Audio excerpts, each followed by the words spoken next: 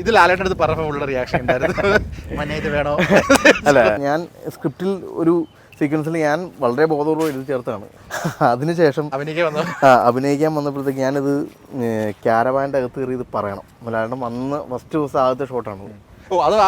അല്ലല്ല, ഞാൻ ഒരു ദിവസം അപ്പം ഞാനിങ്ങനെ നൈസായിട്ട് വന്നിട്ട് എന്താണ് നമ്മൾ ആ താടി സീക്വൻസ് ആണ് എടുക്കണത്, ഒന്ന് എൻ്റെ കൂടെ ഒന്ന് ലാലേട്ടൻ പറയാം.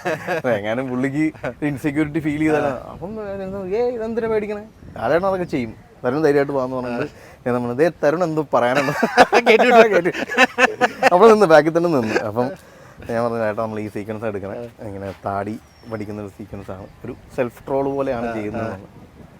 അപ്പം ഇങ്ങനെ ഉള്ളിങ്ങനെ എല്ലാം വായിച്ചൊക്കെ നോക്കി എല്ലാവരും ട്രോളുന്നു, നമുക്കും ട്രോളാം, രസമായിരിക്കും. പുള്ളി ഭയങ്കര എൻജോയ് ചെയ്തു. അപ്പം ഞാൻ ഇപ്പം താടി കിടന്ന ആർക്കടാ പെച്ചന എന്ന് പറഞ്ഞ സാധനം അത് ആക്ച്വലി സ്ക്രിപ്റ്റിലില്ല, അത് ലാലേട്ടൻ ഇമ്പ്രവൈസ് ചെയ്തത്. ആ സീനിൽ തന്നെ 2 ബെനിഫിറ്റ്സ് ഉണ്ട്.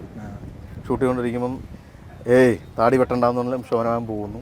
അപ്പം പുള്ളി ഒന്ന് ചമ്മുന്നു, വെട്ടുന്നില്ല എന്നൊരു ശബ്ദത്തിലൊരു ചേഞ്ച് ഉണ്ട്. അത് ലാലേട്ടൻ ഓൺ സ്പോട്ട് ഇട്ടതാണ്.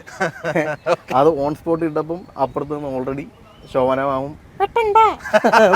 രണ്ടുപേരും ശബ്ദത്തിൽ മോളെ അത് സീനിൽ 2 ആക്ടേഴ്സ് ഉണ്ടാക്കിയ മാജിക്കാണ്. ഇതെല്ലാം കഴിഞ്ഞിട്ട് ഞാൻ ആ ഷോട്ട് എക്സ്റ്റെൻഡ് ചെയ്ത് കുറച്ചു നേരം കട്ട് പറയാണ്ട് നിന്നപ്പോൾ ലാലേട്ടൻ ഇങ്ങനെ താടി ഇങ്ങനെ നോക്കിയിട്ട് താടി ഇരുന്ന ആർക്കടാ പറ്റനെ